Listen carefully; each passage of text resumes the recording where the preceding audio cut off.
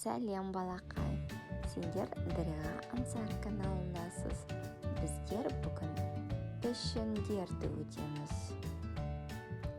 Дөңгелек,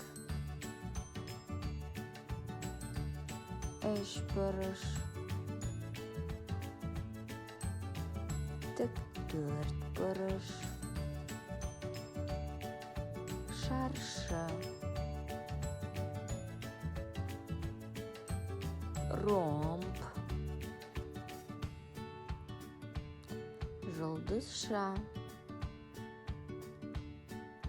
Қайталаймыз балалар. Дөңгелек,